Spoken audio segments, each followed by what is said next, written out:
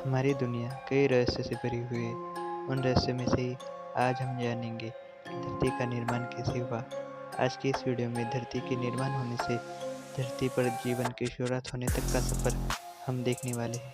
तो चलिए शुरू करते हैं आज की इस वीडियो को।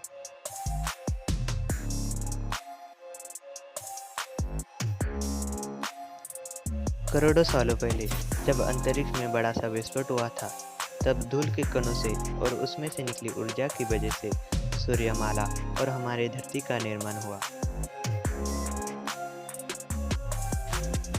तब धरती पर कुछ नहीं बल्कि 1900 डिग्री सेल्सियस पर उबलते लावे का समुद्र था।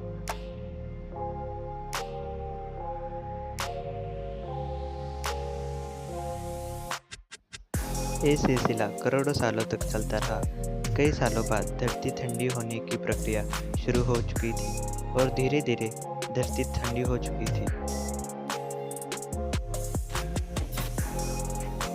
पर कई दिनों बाद धरती पर उल्कापिंडों की बरसात होने लगी। ये उल्कापिंड अंतरिक्ष से धरती पर आ रहे थे। उल्कापिंडों में नमक, मिनरल्स और पानी था।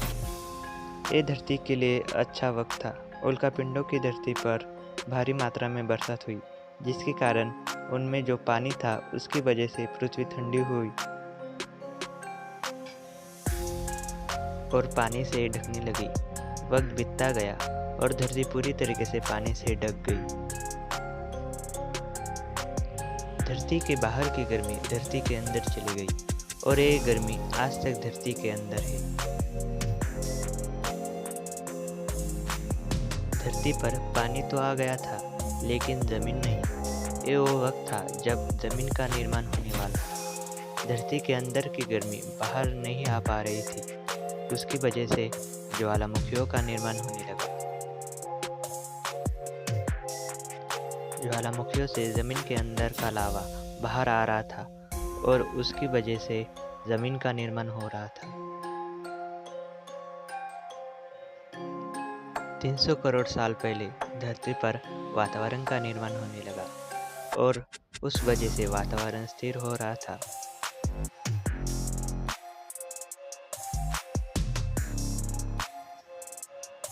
ये वो वक्त था जब धरती पर पहली बार जीवन की शुरुआत होने वाली थी।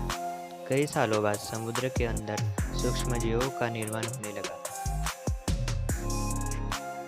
ये ऐसे जीव थे जो जीने के लिए पानी के अंदर के मिनरल्स का और सूरज की मिलती रोशनी का इस्तेमाल करने लगे। सूक्ष्म जीव अपने शरीर से जो ऑक्सीजन बाहर निकालते थे, उसकी वजह से हमारे वातावरण में ऑक्सीजन का प्रमाण बढ़ने लगा और उसकी वजह से धरती के वायुमंडल का निर्माण हुआ।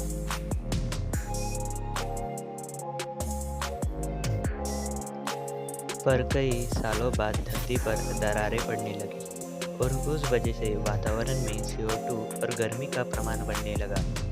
CO2 का प्रमाण इतना बढ़ा कि धरती पर पहली बार एसिड की वर्षा होने लगी। एसिड रेन की वजह से वातावरण ठंडा होने लगा।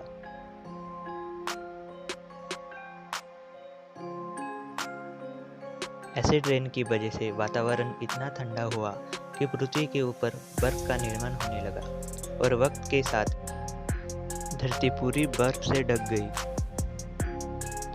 बर्फ सफ़ेद और चमकीली थी, इस वजह से सूरज की रोशनी का उस पर असर नहीं पड़ा।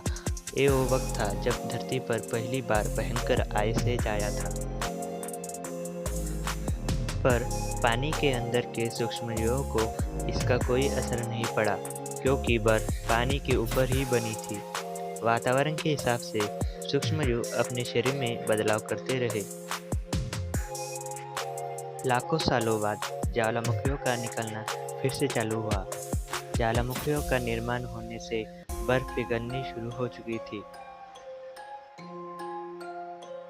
और एक वक्त ऐसा आया कि सारी बर्फ पिघल गई और पानी के अंदर के सूक्ष्मजीव भी विकसित हो चुके थे। वातावरण स्थिर होने की वजह से जमीन पर बड़े बड़े पौधे निकलने शुरू हो चुके थे। ये पौधे 3-4 मंजिली इमारत जितने ऊंचे हुआ करते थे। एक वक्त ऐसा आया कि जीव पानी के बाहर ज़मीन पर रहने के लिए विकसित हो चुके थे और वो पानी से बाहर आने लगे। ये जीवन शुरू होने के लिए काफ़ी खुशी की बात थी। अभी भी ये जीव वातावरण के हिसाब से अपने शरीर में बदलाव करते रहे और कई सालों बाद उनका परिवर्तन डायनासोर्स में हुआ और यहाँ से ज़मीन पर जीवन की शुरुआत हो चुकी थी। अगर आपको ये वीडियो पसंद आए तो लाइक कीजिएगा, शेयर कीजिएगा ताकि ये जानकारी सभी लोगों तक पहुँचे। तब तक के लिए गुड बाय।